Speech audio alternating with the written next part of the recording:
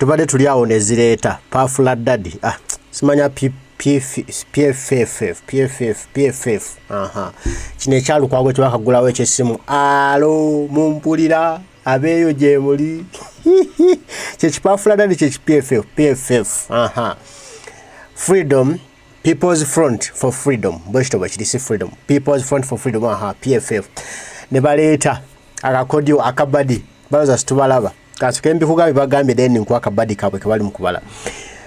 mbu tebagenda okusimbawo presidential candidate ne babadde bali nane Besigye Lukwago Semujunganda hani simanyi nembu tebagenda kusimbawo presidential candidate 2026 wanu wetuli tebagenda kusimbawo presidential candidate mbu bali mu nteeseganyezo ezebuziba n'ekibiina kya National Unity Platform wamu n'ekibiina kya Mugisha Muntu bakiyita bakiyita batya ekya papo anti wamu ne anti mbu bateesa basimbawo presidential candidate omu okitegedde gwe wabawagira mbu ku lw'enkyukakyuka ey'omuggundu nka batemye kubanga zimaze okulaba kyebabala kansuke mbikusomere mu lufuutiafuutikere ninkuwe kyebabala mu maaso awo mawomba kuwe bakubogera ebigambo byabwe mbu the People's Front for Freedom has resolved not to field a presidential candidate in the 2026 elections, opting instead to await the outcome of the negotiations between their allies, the National Unity Platform, NUP, and the Alliance for National Transformation, and to determine which candidate they will support. Kanzike mbikuze mu lufuutiafuutiike olafulano olulya wujju mbu banaffe aba Pafula Daddy aba PFF ye Pafula Daddy anjagazaaki aba PFF People's Front for Freedom mbu basazeewo tebagenda kusimbawo presidential candidate mu 2026 wabula bakyalindiridde ebice ebivunava mu nteeseganya zaabwe n'ekibiina kya National Platform ekikulembera Kyagulanyi Ssentamu Robert Bobi Wine wamu n'ekibiina kya Alliance for National Transformation anti ekikulemberwa Mugisha Muntu bwe binava mu nteeseganya zaabwe ezo okitegedde bibagenda okugoberera ani gwe banaawagira okitegedde sibo bokka babiwandiise balimanyi byakulimba ne CBS nayo nabino ebiwandiisira kyekimu kyekigamba mbu balina enteeseganya ze bali mu National Platform ne anti ne Pafula Daddy ne People Front for Freedom mbu ebinava mu nteeseganya ezo then balabe presidential candidate ki gwe bagenda okubanga bawagira mu kalulu ke tugendamu aka 2026 nabo ne babiteekayo ku mukutu gwabwe ogwa Facebook oguli official bali manyo babyakulimo ba abamole bawandiise bubi bali mu bawayiriza basajja batu nembisangayo nayo bibido ku mukutu gwabwe the People's Front for Freedom bibawandika PFF Pafula Dot has announced that it will not nominate its own candidate in the upcoming presidential elections mubadde munafuna emikono kweri presidential elections.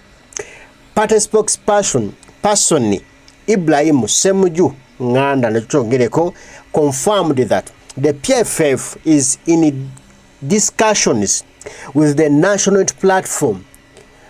NUP, and the Alliance for National Transformation, ANT, to agree on a single joint presidential contender. The party emphasized that this step is made to strengthen unity and build a broader coalition for change. Zejabalaganda bayo ambu bali mu nteeseganya tebagenda bokusimbawo simanyi wadde banafuna emikono egyesimbawo naye busanga bandi gifunye basobola gifuna ne bali mu nteeseganya ne NUP ne anti nga bwobitegedde balabe basimbawo ani alinyaga so tufune wano ne kubane dere mota naye ekiripooti nze okiraga ekinyuso ekirimu mumbozi yabwe ne motano kye kimu kyegambye update. The People's Front for Freedom PFF has announced that it will not field a presidential candidate in the upcoming elections. According to party spokesperson Ibrahim Semujunganda, the PFF is currently in talks with National Platform NUP and the Alliance for National Transformation ANT to agree on a joint presidential candidate. The party says this decision is aimed to building a stronger, broader coalition for change. Oshitegede abubeka lwa bwabaya yawabi emboze babanga ya reportinze manyira obumanyiza nti no ntuufu. Kanya tufune ebigambo yabwe benyine nga babyogera Semujunganda Ibrahim ngabi tugamba. Not still a presidential candidate in the forthcoming 2026 presidential election. The party PFF has made this decision in the broader interest of building. In the broader interest, naye so tunile faces zonna eziri awo labenga zonna nimba bonna balimba tanikira kuono na asemberi Dokituru Dokituru webuyikwe wawa Dokituru webizinga byawa oyo Dokituru oyo ndulume bayiga otunile face ya Lukwago otunile face ya Soma yennyini Semujunganda otunile face yono maama ono bawe ya NRM omuchala wa Pafula dot manya wa PPF kati simanye mbuliri babera mu batango mwami wa awagira NRM omuchala wagira twali no maso wa convincing amunent wagira definition to chimu a single stronger freedom seeking force that should steer the country throughout this turbulent political period and hold it together after. The continued disappearance and abduction of citizens,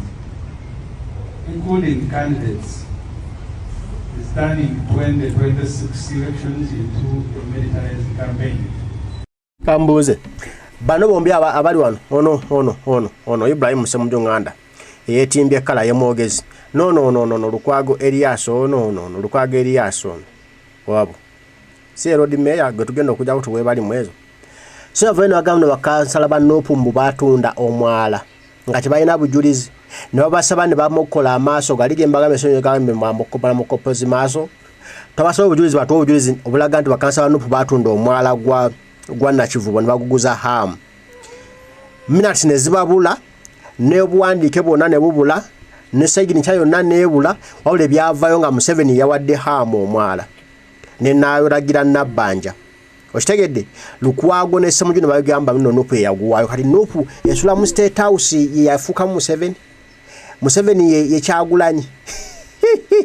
bano badde bakuba Nupu bano nga bagamba mbu yawayo omwala bwe byabalidde kati batugamba nno bali mutesaganya ne Nupu babala kaki nkamanyi nzija nako. It is this desire to unite the country against family and military rule that made us sign the cooperation agreement with the Alliance for National Transformation on July 2nd, 2025. The forthcoming elections are designed by Museveni and his family to be the worst in our history. Electoral processes have been taken over by the military after overrunning all civic institutions, including the Electoral Commission. Both the judiciary and parliament now exist in name. The country faces a real existential threat from the Museveni family. Nemwe tufugiddwa for 40 years nga tuli mono katemba dikula simanya we fronting one candidate simanya tukwatagane we making a strong force oyo katemba bwe batuka ngo waliwo okulonda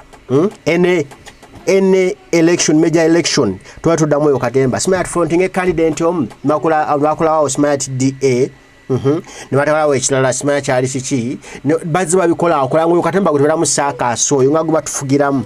Chagulanyi webale kujja kati abakomezawo the same playbook joje batuzanya ne Jeno Museveni nazo situla tubalaba nze mbalaba nina bwino amaleyonzi je. The PFF and the NT have since the signing of the cooperation agreement engaged and held at least 2 meetings in the National Inter Platform aimed at aggregating our efforts and reducing duplicity. The three parties have intensely discussed the usually difficult issue of fielding a joint presidential candidate. The ANT nila kanso kemba wulire kino munansonywa paflat dot honey hiwa chimpa nyo the paflat dot PhD wali wagulu PFF no musimba presidential candidate 0.00 get a mass that a coalition can be built around two presidential candidates. Major General Gregory Muntu and Honorable Robert Mbu. That these two candidates with different appeal would now be presented to the country as though they are one. The National Unity Platform, on the other hand, strongly believes in a joint presidential candidate who has a wider appeal. Like the PFF also believes in a joint presidential candidate who should lead the campaign for freedom.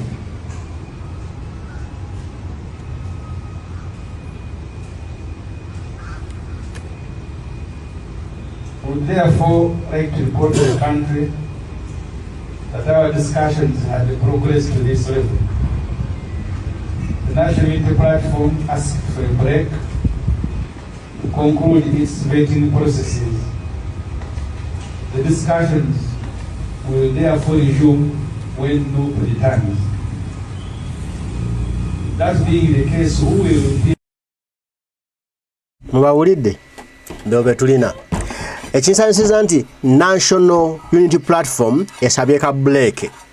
esooke maliriza vetting process gye tulimu. Yes, kaso tumalize vetting process yaffe tufune ba candidate baffe ebyasi tumale tubateekeyo tuba fronting tumanyanya agenda kutuulawa laba badde bagatukwata mavumba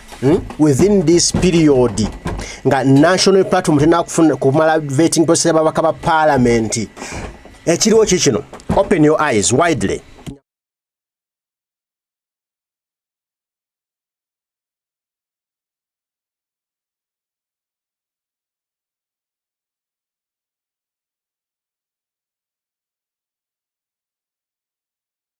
Now bano chebali mukubaza akabadi kibali mukukozesa kibali mukubala badi bagala kwata National Platform unaware ngati ndawa kugaba kadi z'ababaka ba parliament okitegedde bagisibe ekikookolo bagigambe kati getugenze mu mukago guno ffe tugenda kusimbawo presidential candidate tugenda kuwagira gwe Kyagulanyi okitegedde kati Kyagulanyi kola bwoti nga mmwe Nuupu gye tulina aba candidate ffe aba PFF temusimbayo kubanga tubawagidde ku presidency ekira temutuwa candidate muleke ffe nga bwe tubawagidde ku presidency mulekeyo Ssemujju wa PPF kuba Lord Mayor nga bwe tubawagidde ku Kubwa President mulekewo Olukwago bali mwezo mu mujjeemu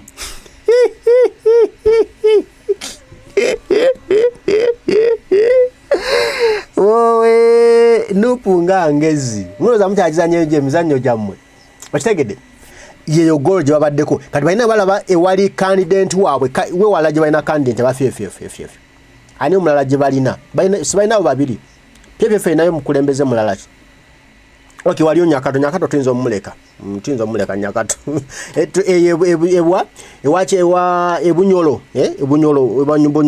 waliyo Nyakato asinansi osobola omuleka kati bagende nga bateekawo bati obukokkolo bwabwe wetulina temuteekawo wetusimbye temusimbawo kati bwagidde ku kya presidency gye mubadde mulina gye muba musigaza tusimbe n'ewalala naye eyo tubigabane eyo ekatemba gwadde bayita circus diikuula waabwe wa bulijjo Nufage mutwe muka break so tu abana baffe kadi abekira bamanyi tulina kwesimbawo kira abewa manyi tulina kwesimbawo buli omu afune kadi ye amanyi wagenda okwesimba tujja ku presidency neze manyi nti bana Uganda board bali mu kintu kimu beteekateeka bo begattadda banogala bamanyi bagala Kyagulanyi boko begatta gwe muwazi tuguyite omuyondo ogwagatta bannayuganda kati banogala gwe muyondo beba budabuda ensenso zino ez'omukulembeze obwa Nuupu era nga zesiba ku Kyagulanyi zibudabuda Kyagulanyi kati Kyagulanyi gwe mutisse ddugge omuti ogukutta akasolya oguli wakati ogwo omunene sebwaguuga ate nteesa omuti gw'eddugge ogwampooga ebyomuti tebiriimu nammwe yempagi ekutte bino bannayuganda bonna baagala obukulembeze obw'enkyukakyuka ne bano be bamu ku mpagi ereese okwegattako naye nga ate tetulina kujjako kati ko Nuupu nti mundeke tumale okuwa abaana baffe kaada besimbewo temugenda tugamba muno ate tube tujjemu abantu baffe mbuno tulekeremu awo tewali bwe mbanga tumira presidential candidate wola tulina wola tulina okitegedde tulina era ne mwandibadde mumulina era byandibadde just bya just namwe mukimanyi byandibadde bya just tubayisa mu maaso ne byandibadde bya just namwe mukimanyi bya just manyi bonna amasooka na Uganda gali ku Kyagulanyi Center mu Lobeto Bobi Wine wonna we tusimbe kati ebirala byonna mba muli mu circus naye nga byebyo ebiriwo bagambye bo tebagenda baagala bali mu nteesateesa byonna ebinaavamu tujja kuba tubibawa ebinaava mu nteeseganya ebinaava bikiriziganyiziddwako ne kasita mubitegedde tebakirimu ekintu kino neze manyi baagala just ku compromisinga baagala kuteekawo compromisation batuuze Nuupu mu ddagala enkulembera ya Nuupu ndala bwe tulaba ebintu ndala namwe mubiraba bwe mwagala kwenyereza mbifuta mubivaamu myaka 10 ate ffe Nuupu yagamba omuntu myaka 10 bwe tulanga myaka 5 gya service nga takoledde bantu kitwali tumusuubiramu oyo aveewo naate mwagala kubeerawo olugenderezo kubeerawo paka omuntu walifa nedda ate yenkola yemu negyo Museveni gyali mukati enkola ya Nuupu yanjawulo kokko n'eyammwe n'ekyo bingi bye tutakwatagana katulinde ekinaava mu nteeseganya naye nga byebyo nze mbibagambye akabadi kaabwe compromisinga Nuupu bagambe semujju muleke ukwago muleke mutulekere temutusimbako tetwasimbudde dda